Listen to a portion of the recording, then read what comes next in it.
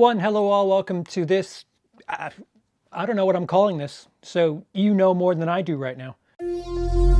So in 2019, I picked up this box set, the Arrow Old Boy box set, which has Sympathy for Mr. Vengeance, Lady Vengeance, and obviously Old Boy in here. And really, if I'm honest, I had no plans on watching all of them so quickly. So what I did was I watched Old Boy first, obviously, because it has so much infamy, and I had a good time. The movie has a name for good reason. Then after seeing something like Parasite, I really got turned on to South Korea, and it being nominated for the most Oscars a South Korean film has been nominated for. It kind of turned me on to the country. All right, what else do you got? Not realizing that I had a bunch of films under my roof. So then came Lady Vengeance, which I enjoyed. And I had no urge to see Sympathy for Mr. Vengeance, to be completely honest with you. And I watched the special features from Lady Vengeance, in which the director Chan-wook Park basically admits to making this a trilogy just to get people to look into the first one. I'll admit that I was turned off by that, and I said, you know what, I'm not gonna feed into that. That's a marketing trick, I'm not feeding into that. I guess if somebody only knew Godfather 2 and the director wanted to remind them, oh, well, you know, one exists, there's that. There's perfectly good reasons for him to want people to go back and check Sympathy for Mr. Vengeance out, and I'm glad I stopped being a child and did. Long story short, I soaked up a lot of South Korean films, most of which being a bit of a semi-binge on the Vengeance trilogy. And spoiler, I think Old Boy is my least favorite of the trilogy. A recently laid off factory worker kidnaps his former boss's friend's daughter, hoping to use the ransom money to pay for his sister's kidney transplant. It could be because I just watched Sympathy for Mr. Vengeance most recently, but people who know me know that I really enjoy dark humor, gallows humor, stuff like that. This to me fits right in with stuff like Fargo. Three Billboards Outside Ebbing, Missouri. Very, very similar in tone. They're kind of funny, they're kind of dark. They cover stuff that really, you know, a lot of people will think isn't funny, shouldn't be laughed at, but happens. And right off the bat, something I really enjoy. Obviously, Old Boy gets all the high praise for that incredible hallway scene. The cinematography there is just incredible. But I would argue that the cinematography in all three films is quite stellar. And it shocked me to realize that there's different cinematographers for these movies. Byung-il Kim was the cinematographer. I want to say DP, but cinematographer for Sympathy for Mr. Vengeance. While this shot is not only aesthetically pleasing, it also symbolically shows Ryu leaving the light of his good life until he's literally walking into the dark of this seedy underworld. This is the perfect way to shoot a movie as far as I'm concerned.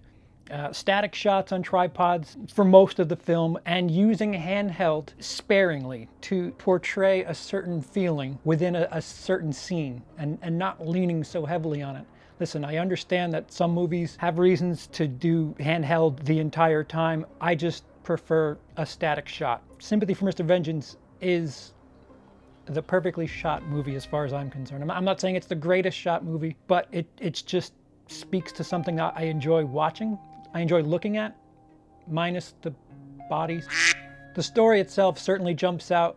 Again, to compare it to something much more recent and English speaking, Three Billboards Outside Ebbing, Missouri. It portrays vengeance in a very similar light. There aren't really heroes in this movie. There aren't really villains. You just understand why everybody's doing the things that they're doing. Sometimes there aren't heroes and villains, protagonists and antagonists. And I think the movie does an incredible job of achieving that. Ryu and his sister are in an apartment with very thin walls.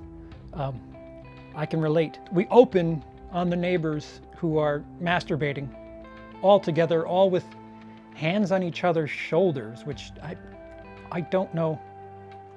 Is that a South Korea thing? Because I don't... Anyhow, they're masturbating to what sounds like a woman in sexual bliss. As the camera reveals Ryu's sister, she's not in sexual bliss, she's in agony. And the camera keeps moving, and Ryu, who's deaf, is just in his own world eating noodles because he's deaf The three elements of the shot are it's just funny. You have some people reacting one way to the noises that she's making and are oblivious, and then you have somebody who's oblivious and in his own world. I mean, it's terrible that that fictional girl was suffering, but it's fucking funny. The shot's funny. The best advice to give somebody going into this is, again, I'm comparing it to films like Three Billboards, Fargo, Blood Simple. La Haine is another one that I think is similar.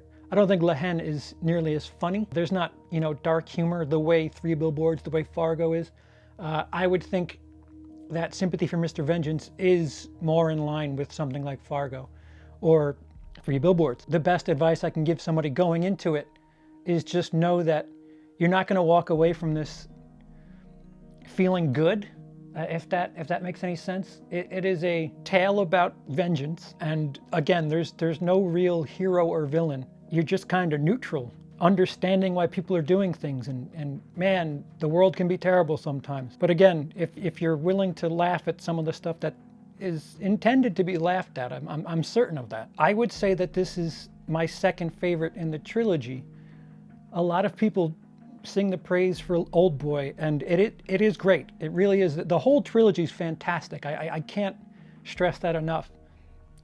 Maybe I'll keep going and do a ranking. I don't know. I just kind of spoiled.